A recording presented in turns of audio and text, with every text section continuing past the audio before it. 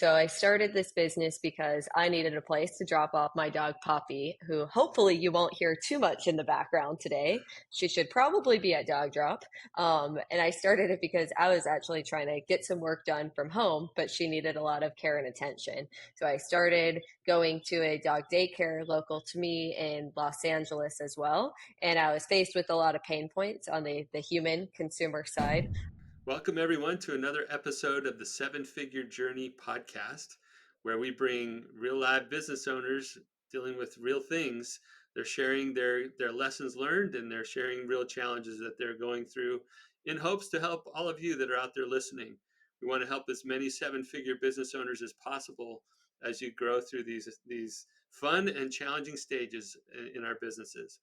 I get to welcome Shaina Denny to the show today. Shaina, thank you for being here. Thanks, Brett. Excited to be here today. Well, Shaina is the founder of a business called Dog Drop. And as the name might sound, they help people who need somebody to take care of their pets for them. And so they've created a way for pet owners to have somebody look after their pets while they're away doing other things. Shayna, why don't you do a better job of introducing your business than I did? Give our listeners some context about Dog Drop, maybe how long you've been doing it, what exactly you're doing, where you're doing that, and then we'll get into our interview.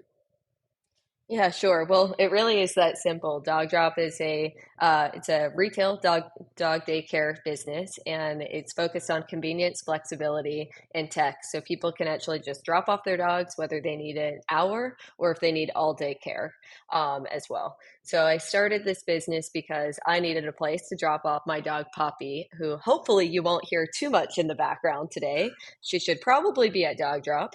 And I started it because I was actually trying to get some work done from home, but she needed a lot of care and attention. So I started going to a dog daycare local to me in Los Angeles as well. And I was faced with a lot of pain points on the human consumer side. It was very inconvenient. So I had to drive, let's say, 15 minutes away. It was off the side of the freeway. It was in a big kind of boarding-ish facility. So as well, I didn't feel as comfortable with the quality of care. Sometimes I'd go there. Sometimes they would have space for her. Sometimes they wouldn't, but they wouldn't answer the phone. So kind of the many pain points on the human side. And so I figured there has to be a more convenient way. And today we operate three locations. Right now we have another about, six under development and 15 to 20 plus in the pipeline and for the next following year. And we're in Los Angeles, Denver, soon to be South Florida. So a lot of growth with plans to have even more growth. It sounds like a lot of exponential growth. So congratulations on that. What have you found? Obviously, you went through some pain points as a potential or as an actual consumer of some of these services that you're like it can be better than that. And apparently, other people are experiencing that gap in service as well because the demand for dog drop is pulling you into other markets. What would you say has been key to your growth as a business? And like, why is the market responding so favorably? Why are you able to make this happen? Yeah.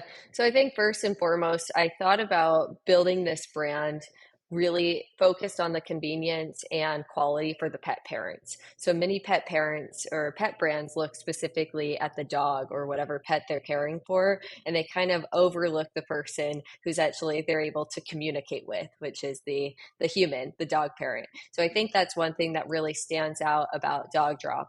For instance, we provide real-time text updates at any time. So that kind of like radical transparency. You want to know who your dog's playing with, if they went to the bathroom, if they ate, all the fun updates as well. You can reach us there. The other thing is you can look inside of our locations. They're very clean and modern. We have the same design and architect team behind Blue Bottle Coffee, a very cool coffee shop. So it feels much more comfy and cozy and most of all clean as well, rather than a big warehouse facility. So dog parents feel very comfortable with their dog there. And then the third is in dog daycare, there's not a lot of regulation in the this industry. So this is where at Dog Drop we've developed what we call as like our blue standard as well. All of our branding is blue, which is supposedly the only color that dogs can see as well. So that all of our employees, who we call our care team and the droperators, the daycare attendants, they actually have to go through our training curriculum as well before that they can take care of the dogs. So we've been very thoughtful in the way we've approached this industry rather than just popping open a warehouse and having Brett here take care of 50 to 100 dogs as well. And we kind of call that keeping dogs alive, dog daycare.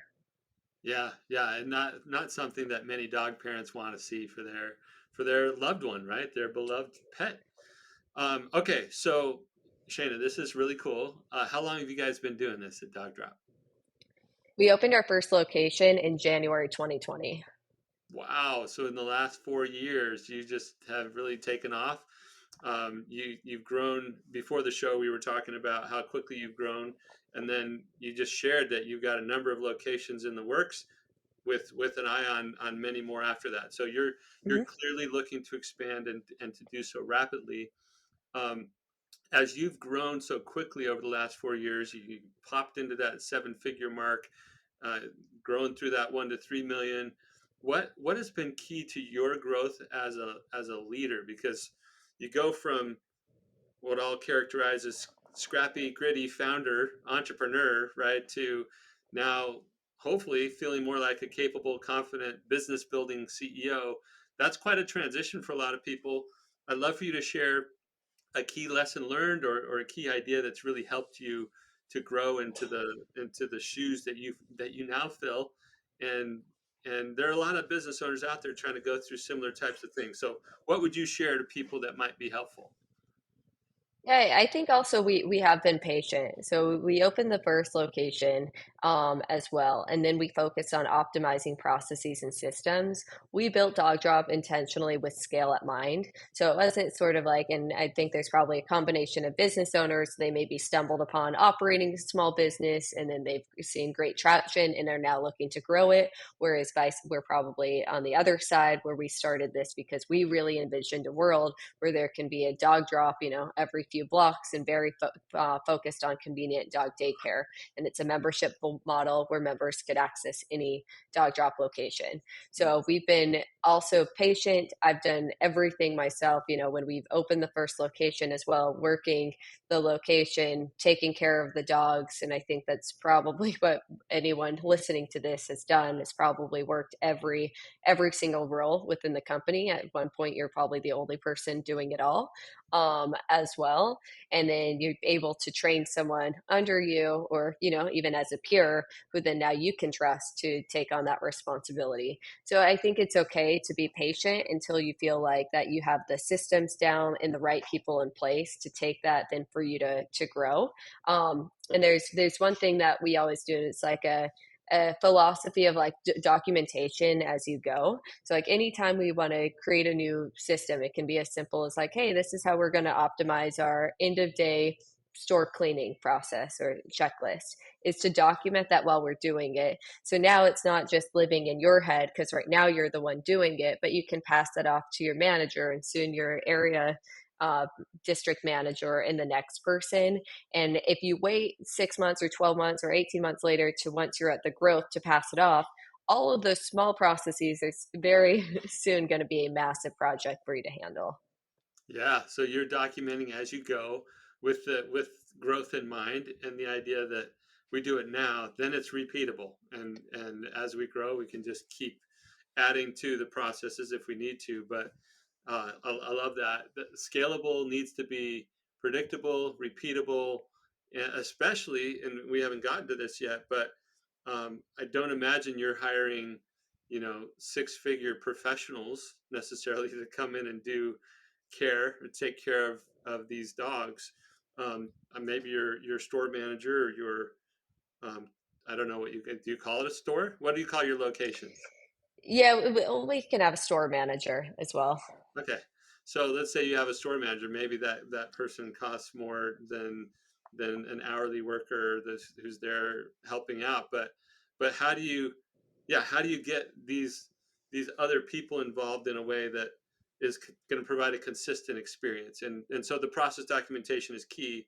Um, for those who like, there might be some business owners out there is like, oh, I can't stand the thought of documenting all the processes. That feels horrible. Do you have any I don't know, words of advice or tips for how to get It's yourself like to do that? it sounds so cringe, but honestly, if you put in SOPs in Chat GPT, they are so good, fast, and effective, at least as a starting place. They're Yeah. definitely not perfect and you shouldn't trust it. But if you start putting things in there, they're able to get you to a good enough spot. So if you're that person that's like hates writing, hates processes, and I resisted for a long time. I resisted too, and start putting in a few bullet points, taking notes, and use some of the tools out there to get you there. But I understand that, and I think the other thing you're talking about is really how are you making processes that the average person can complete, and I think that's what's really important, Brett, because at first when I'm doing something, I'm like, well, this is how I want to do it, and I have this special, like Shayna's special way of doing it, and that's what makes Dog Drop so special, and that's what I would do in the beginning. But it really wasn't scalable because maybe I was the only one. Not to say that no one else on the planet could possibly do this as well. But I was like, hey, I need to start rethinking the way that I'm doing things to still make it that special Dog Drop way of doing something, but that the average person can complete it and complete it along with their other responsibilities, obligations, and knowing they're not an owner. As an owner, we all here know we're going to do things way more than anyone else will ever do them, especially if you're paying someone hourly. So with that, you're creating things with the correct expectations in mind. Yeah. And thank you for coming clean on that. Like, I was resisting processes. I think a Yeah, lot of business owners do that. It's like, oh, I don't want to do that because we're so you just want to focused get it on done. growth and future and whatever else. And we're like, that slows me way down and it's detail oriented. And but I love the very practical suggestion, and how spoiled are we now that we can just go to Chat GPT or some other tool and go, hey, could you give me a starter, right? Like, just get me started, and then we can go Yeah. from If we had that when I started, a game changer. I think about the hours, especially we're a franchise business, the hours, days spent on the brand manual as well. I mean, we are just so spoiled right now. Yeah, totally. Very, very spoiled. All right. Well, those are great lessons. Thank you for sharing them. Let's shift gears a little bit and just acknowledge, especially as you're growing quickly, there's new things that you're coming across. Maybe old challenges that just are happening at a larger scale now. What would be a challenge that we could dig in together, Shayna, that might not only help you, but help others who are listening? Yes, I think one thing as you scale, especially for us, we're a very human centric organization. Our service is the people who offer care to our dogs, right? And so as we scale, what that really means is scaling people, so scaling our team as employees as well. And so that's something, you go from even yourself doing everything, then teaching someone else to do everything. And now you're at a point one location can do it. And now, how do you knowledge transfer that to a second location with them still doing it the Dog Drop way or whatever your brand way is? And now to units two, three, four, etc. So I think a lot of brands experience that inflection point as well. And I think it's to be patient through it. It's like one that acceptance, it's going to happen. People are people and they're not perfect. And I think that most people have the best intent in mind. And then as well as like, well, what can we do to make sure that they're doing and following your processes and that you're able to keep that quality, keep that feeling of why your brand started growing in the first place. Yeah, you raised some good issues as I think about how to make this as broadly applicable as possible. Let's zero in on one aspect. Not everybody's going to have a franchise business where they're adding new units. So let's get to the core issue. Like, if you just narrow down to one challenge that we could discuss together, what would the one thing be that? And I think we'll make it applicable to others. Yeah, so I think a lot of brands can take this. Why you're probably growing is because people saw a great service from your brand, whether you're painting someone's house, whether you're fixing their HVAC unit, whether you're, offering, selling a hat, whatever you're doing, they liked probably the people and the quality of service that they got. And so it's now, if someone, your brand is growing because they really like that person, how do you have that person again and again? And now how can you service more houses and more customers and more markets as well? So that's a common thing. And as your customer experience or your customer service grows too. So I don't want to mean like that goes back to the processes and documentation, but if someone had a great experience with you as the business owner, how do you make sure they have that exciting of an experience with your manager as well? Because you won't always be there. And so I think it is that getting I hate like people can go back to culture, but if you're in a customer service business or the service-based industry, it is the people. And how do you get folks, what I think is really effective for us is their pride in their work. So Mm, when I talk to our employees, it can be mundane. They can be, it sounds so fun. Oh, you're playing with dogs all day. That's not the case. It's not, four golden retriever puppies in a room and you're not, having popcorn and watching TV on a couch. You're on your feet all day for an 8 hour shift. Obviously we have breaks and lunch, but you're cleaning up after dogs. And so for us, though, things that are really important to us, like being super clean, is one thing. And so we want to instill that pridefulness. Do you want to work at, Dog Drop is the cleanest dog daycare ever. And you should take pride that people, hey, come in, check out our place. You'll never find a dog daycare as clean, right? And then the other thing is when we talk to our daycare attendants as well, like, don't you kind of want to be known because like you can handle dogs like really well and like the dogs are very calm around you and take great pride in what you do. So there's ways you can work with your team that they can be very proud of what they do so that they're the ones who want to offer that kind of, 5 out of 5 star experience. yeah, yeah. Okay, good. Thank you for framing it up that way.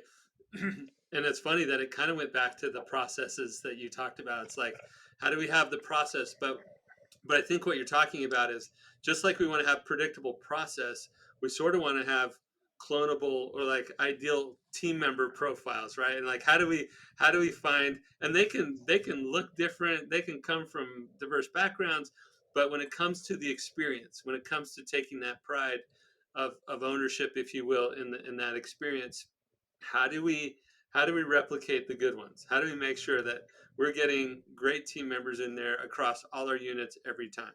So I Yep. think I think there's something to be learned from what you talked about with processes, and that is we have to be really clear about what a great team member looks like. And you started to talk about some of those attributes, right? They have this, they take pride in their work. They want it to be clean. They want to be great with the dogs. So you're already starting to identify what that ideal team member profile is like. Um, Before we go any further into like clonable amazing team members, what I just want to take a step back. As you think about your plans to grow, you've identified finding great people at every one of our locations is going to be critical to the success of our business. If there's something that keeps you up at night around the expansion plans for Dog Drop, I imagine this people issue is pretty high up there. Where does it stack in like the big picture of concerns for you? Yeah, sure, because we're also not robots. We're not going to be 10 out of 10 or whatever that is, right? Right? And so it comes as a business owner is also getting just as comfortable to let go of people.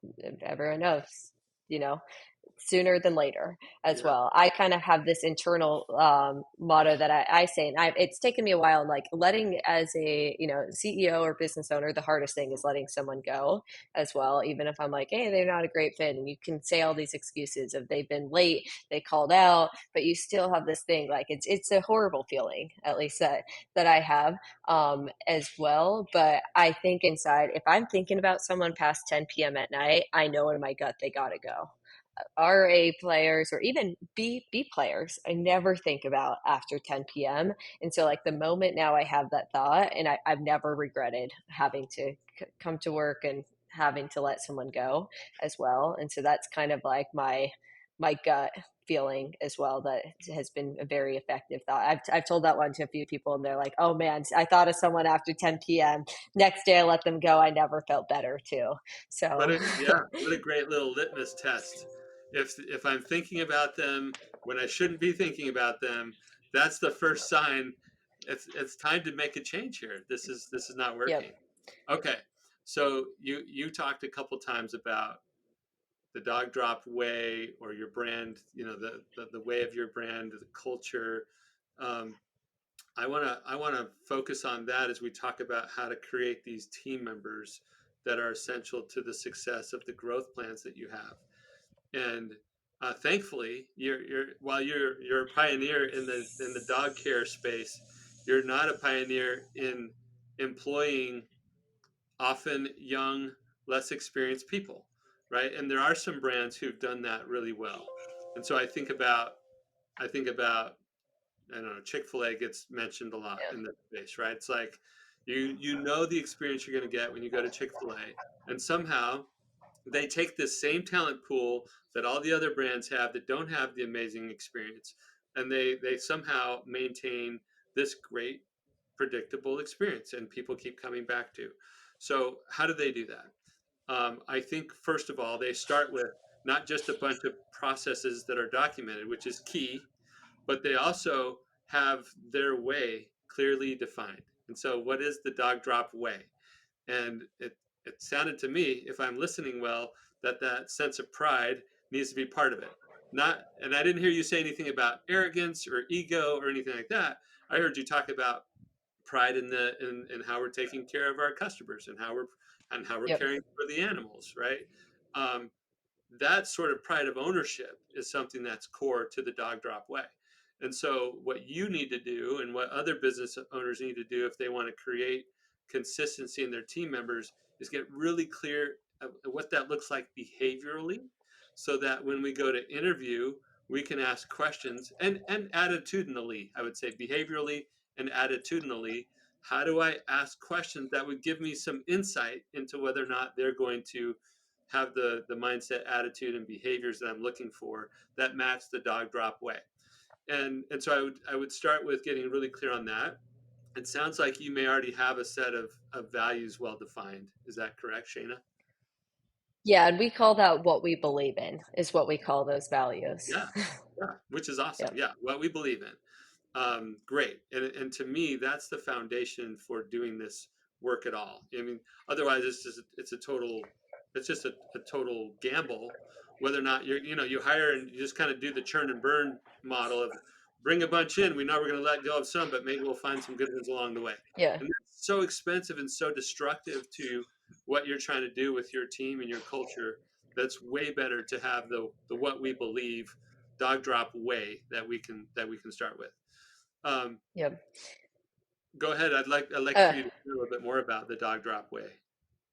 Yeah, and of course we're not perfect. It's not 10 out of 10, and you also can't, and I laugh because I also, as much as we believe in this, you can't have everyone that's as bought in, because then they're all going to want to grow as much, and there's only so many roles within our business too. So Mm, it is kind of that catch of 22 as well. I mean, what we start is from, it's identifying talent. So like we also have, just to make it more concise, we have like a green flags and red flags in terms of from a resume or screening. So just one thing that I think is industry agnostic, which is always for me a great green flag, is when you see an internal promotion, right? So not only did this person say that they were great at their last job, somehow a manager or a senior folk at their company even promoted them within that job from a role, a compensation. So like that's a great start. And it can be something very small. It doesn't matter about, it's not about titles, anything. It's showing that someone was else a third, or what internally was able to identify that they showed progress, that they met goals, that they met requirements, and growth. So like that for us is like a triple green flag in whatever is from cash register to key holder. Love to see that, right? That's terrific. So anything like that.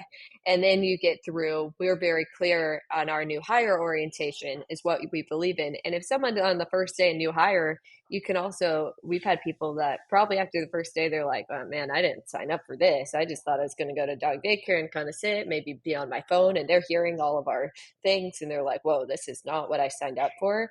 That's a great spot to say, hey, maybe we made a mistake in the hiring process through interviews 2 or 3 and didn't catch this, but this is also your opportunity now when you're getting onboarded to say like, hey, if I'm just trying to like clock in, totally clock out, like really not do too much, you're going to see pretty quickly this is not going to be the organization for you.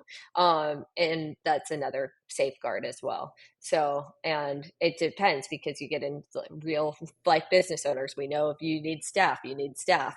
You know what that means. You take people who answer the phone, who would show up, maybe they're pretty checked out, and then you can kind of make those considerations as well, like can I live with it, and at sometimes you're going to have to live with it, and then at other times you can say no, I can wait and be and go to the next person. Yeah, super practical perspective on something that, yeah, we all want the ideal, right? Where we'd never bring in somebody Hmm. that's just a clock puncher. But sometimes we need the practical of got to have Yeah. somebody in the seat for now, but how can I get them there, or how do I, up level that role as quickly as I can? So you mentioned a couple of things I just want to call out. One is that you actually have a multi-interview process in your selection process. It's not a, hey, do you have a pulse? Are you available? Can you start? Like you're actually vetting people based on your criteria, and then you have a very intentional, sounds like an intentional onboarding process where you're telling the person coming in or the team coming in, hey, sometimes we get it wrong, and like you went through several interviews, but let's both keep our eyes open through this onboarding process, because if this isn't for you, you're going to want to find somewhere that's going to feel comfortable for you, and we need somebody who's going to fit this standard. And so it still could not work out.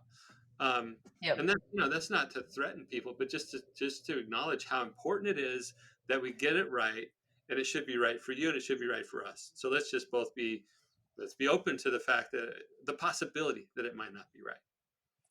Yeah, definitely. And I think it's that two-way fit, right? If you signed up and you're there at Chick-fil-A and you're like, man, I just wanted to like sit at the cash register, like not make eye contact and just kind of like press my buttons and whatever, I'm gonna realize on day 1 or 2, everyone's all eyes on me, like, hey, what's going on over there? And I'm not gonna be happy there either. And Yeah. so I think that's, and there are places that people I think can do, and it's fine. Everyone's at a different stage in their life, different priorities, different school, part-time stuff going on. And there's a lot of other places to work. Well, I think the way that you approach this is spot on. Like there's a way that we do it here. We're going to be as explicit about it as possible in how we post for those jobs, how we interview for those jobs, how we onboard for those jobs. We're just going to keep reinforcing the dog drop way all along the way. And over time, if you're consistent with it, like a Chick-fil-A, then the culture and the external branding kind of become more and more integrated, right? Or more and more, I mean, they are connected. Your external brand is really a manifestation of your internal culture. And when you build that very intentionally with the what we believe in, and the way we do things, that starts to project externally, not just to your potential customer base, but also to those new team members who might be interested in working at Dog Drop. Yeah, and there have been times, right? We've got it wrong as well, and then you're backtracking, and you're like, "Hey, this isn't." And now you're like, "Well, we have these 3 people, and they're showing up, and they're clocking in. There's nothing wrong per se, but it's not the it doesn't go with everything else, and you'll get in those positions, and it's tough. Do you cut the cord or not?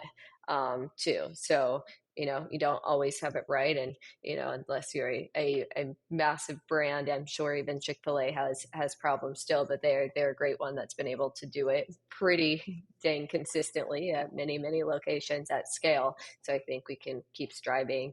And a lot of other brands that we look up to who I think do a terrific job. Yeah, yeah. Good news is there are people who have figured it out. A lot like documenting chat, with getting a head start with Chat GPT on this employment brand front and preserve the culture front. There are other brands we can get a head start with and learn from them. So that's cool. Well, Shayna, I think about the exciting things ahead for you. Clearly, growing the team, the selection process being repeatable, the very intentional onboarding that you're talking about. All of that is going to be key to maintaining the growth, at least eliminating as much bumpiness in that process as possible. You've identified that we got to have consistent processes, and we got to have great people in those spots. And I think every business can relate to that. How do we have repeatable process that creates the customer experience we want, and then how do we have great team members in there that we're not thinking about at 10:01 p.m. Right? Yep. Yep. And it's okay. We'll mess up and make mistakes, and then we can just correct them. Just make adjustments. Yeah. Well, you've learned a ton in the last 4+ years of Dog Drop taking off. Congratulations on what you've built, and thank you for sharing some of your lessons and challenges with us today. Thanks, Brett. Appreciate it. Shayna, if people want to learn more about Dog Drop or convince you to pull one into their location, or maybe they want to open up a franchise of Dog Drop in their hometown or something. How would they learn more about it? Where can they go? You can find more about Dog Drop at dogdrop.co, so dogdrop.co, and also on our website. If you go to dogdrop.co/franchise, you can see it and learn if there's an opportunity to bring Dog Drop to your neighborhood. Very good. Well, this has been a great time together. I appreciate everything that you've shared. For everyone listening, please help these episodes get in front of as many seven-figure business owners as possible. We're going to keep bringing great guests like Shayna, who are just sharing real lessons that they've learned, cool things that have helped them, and real challenges that they're dealing with today, in the hopes that we can help as many seven-figure business owners as possible. Thanks for listening, and we'll see you next time for another episode of the Seven Figure Journey podcast.